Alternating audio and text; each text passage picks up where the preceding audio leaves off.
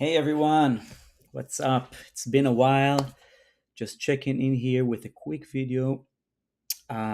September, yeah, beginning of September. I hope everyone had a great summer vacation, coming back with lots of energy. I know many teachers are starting their classes this week.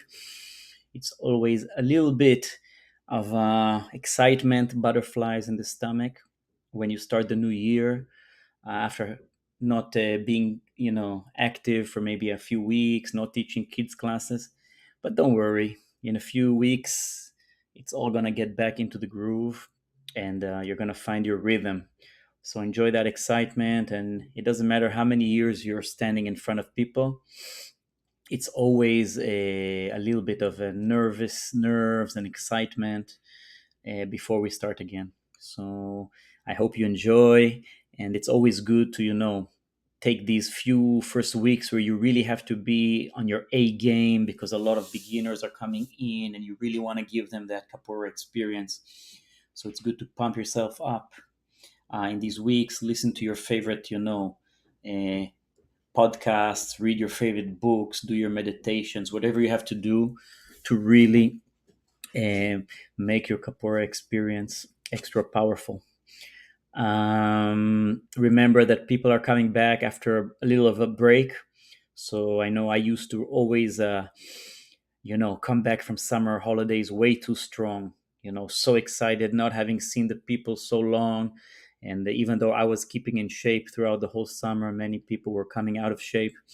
So take it easy on your guys, see where they're at, ease them in, use September as a easy fun classes to get all the rust off, and slowly ease into the training year. Go easy on your guys. Also, let's not forget that we are on our own personal capoeira journey. And even if you're professional, even if you're teaching, and I know many people listening to this video specifically are teachers and advanced, but this material is for everybody, also for people that just want to enjoy their personal development journey through capoeira. So it's also a new season for our own personal journey. And in capoeira, we go in these cycles, yeah? Yearly cycles, seasonal cycles, monthly cycles. We set goals for ourselves. We see how we develop. We measure ourselves in comparison to our colleagues. We go to the rodas. We travel to the events. We learn the songs. We do all that stuff in a cyclical way. So I wish everybody a great personal season of growth, also of using capoeira as an amazing tool to tune yourself, tune your body, tune your mind, tune your emotion, okay? Solving your problems in a more creative way, looking for more flexible solutions in the day to day interactions, seeing every interaction outside of the Roda as a capoeira game, and seeing how, as I become a better player in the game, maybe I can take some of that stuff to outside interactions, and vice versa. Yeah, maybe I'm already a very good player in the game of life, and I can bring that experience into my capoeira practice. So have fun with that. 1st of September is also when we are always celebrating the anniversary or the birthday of Cordal de Ouro. So this is a good place also to give some context, maybe for people that don't know. Of course, Cordal de Ouro is one of the main schools of knowledge and wisdom and experience and practice right now in the capoeira world. It's also a group, but I make also this very, very special distinction between a school of knowledge, between a school and a group. That's a big distinction we need to make. So capoeira Cordal de Ouro is both. For some people, it is a group. For some people, it is a school of knowledge. For some people, it is both. And for some people, it is other stuff. Okay. But nevertheless, one of the main schools of knowledge, and one of the dominant and important uh, fountains of wisdom in the last 58 years, which is a long time. So, one of the first schools of knowledge from the second generation. The first schools of knowledge were Mestre Bimba and Pastinha, of course. They were not the only ones from their generation, but the big ones that managed to hold on to schools for a long time. There was, of course, Mr. Valdemar, Kajiquinha, a lot of other capoeira masters in the same era that either had smaller schools or they focused on different aspects, maybe artistic aspects like building birimbaus and singing, or performance aspects, or traveling, or, each master expressed themselves in a different way. And then the second generation, the younger generation that came up looking up to these first masters. One of them was Mesa Suasuna, which eventually goes from Itabuna to Salvador, where he is inspired by all the first generation of capoeira educators, masters, and then eventually goes to Sao Paulo, where he becomes sort of like the meeting point for all the Bahian masters moving to the big city in search of opportunities. So that's it for us. For me personally, I have a very, very strong relationship with this lineage of wisdom, and that's basically the marinade where I grew up, and that enabled me to connect to other sources of knowledge in capoeira. Um, so, what can I tell you? Maybe a few things for you to restart or to look at your personal development journey in a different way with different glasses, maybe something new for 2024. Okay, so maybe you need to really look at the different schools of knowledge in capoeira and look at them almost like different universities, right? And just like you can go and become a doctor in one university and you can go to become a doctor in a different university, and you can even become a doctor in an online university. Uh, Same thing basically in capoeira. There's different schools of knowledge, and they all use the capoeira game as a metaphor, okay, for teaching wisdom that is supposed to be applied or can be applied in life later. And different schools have a little bit different styles, but in general it's just like any university. So each university has its own different flavor and its own logo and its own little prestige and its own little history and its own little a lineage of heroes. But in the end, these are all schools of knowledge that produce different kind of how do we call it, different kinds of paths for you to follow inside capoeira, right? Because in the same school you can become a doctor or an engineer or a teacher.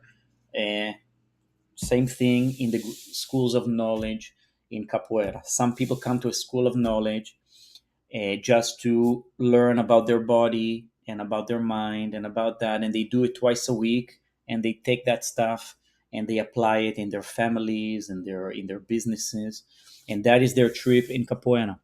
And some people, they do it very intensely as they are young people, and that when they're young, and they sort of build their brain around it, and afterwards they end up evolving into other stuff. Okay, so for some people the capoeira is just a foundation. Okay, and some people, they have the teacher journey where they become sort of like educators inside capoeira world and pass on the knowledge to the other generations. And some people go for the master journey where they become heads of communities and they go for that journey. And some people go for the performer journey and they become performers.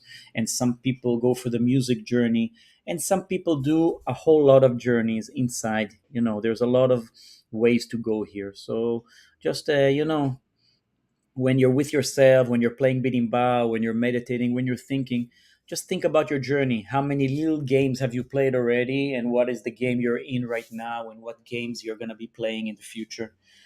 Because the main metaphor of this whole art form is the game, right? We're being playful through the game. Not only are we enjoying, but we get a little bit of, a serious perspective about our lives, but in a context that is very light and very playful. And that is really the main power of capoeira, to develop a little bit of sense of humor, a little bit of a jogo de cintura, flexibility, a little bit of ability to respond different instead of just reacting. Okay, so that is our school. And a question that might come up is, okay, I'm part of the group, I bought the t-shirt, but how do I how do I enroll in the courses, right? Because when you go to a school, real school, when you go to a university, they tell you, okay, first year you're going to do this, second year you're going to do this, fourth, and if we like you by the fourth year, you're going to get a piece of paper that means you are smart enough, right?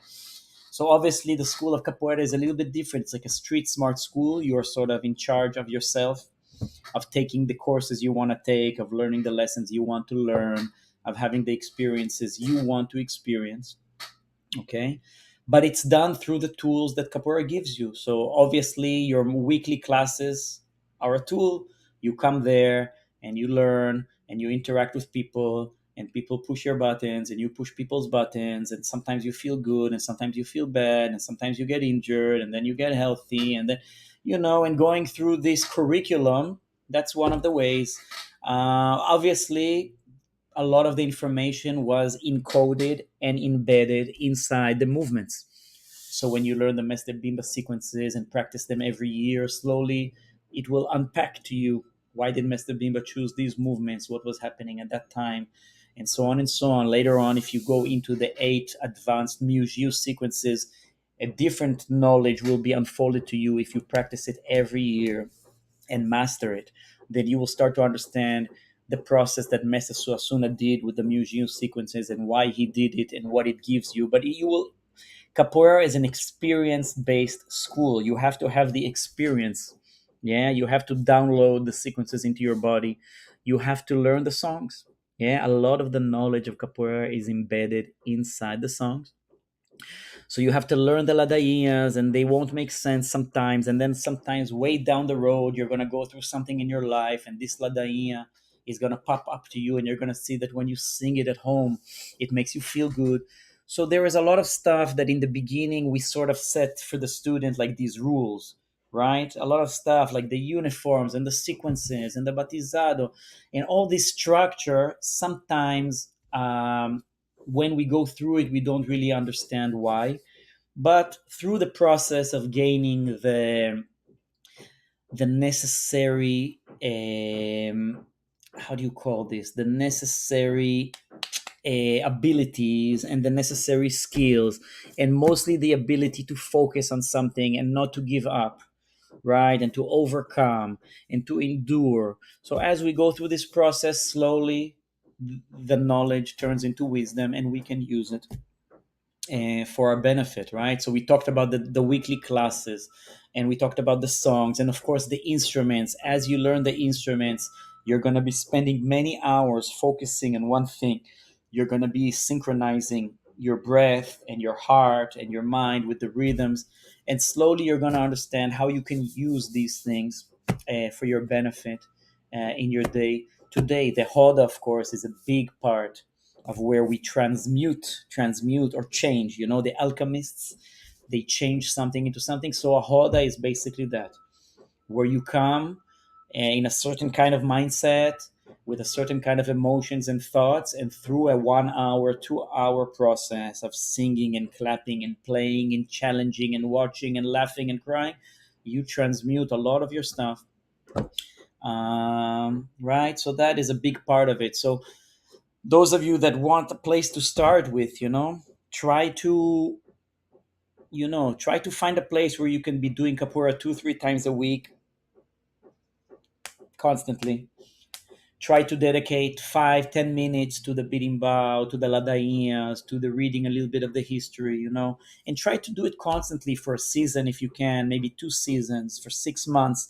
And then you're gonna really feel what it means to be part of a school. Okay. And of course, we like to be part of a group and part of the team, and we like to have friends, and sometimes we like to have this positive competition against the other teams, and we like to have our t-shirts and our color. But let's not forget that that is just part of motivating us until we don't need that stuff anymore. Okay, so don't abandon it, but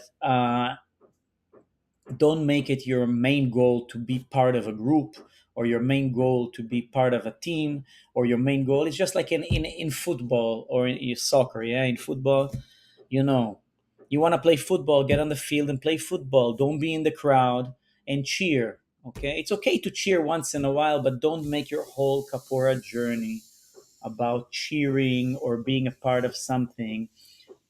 Okay, be active. I wish everybody a great year, and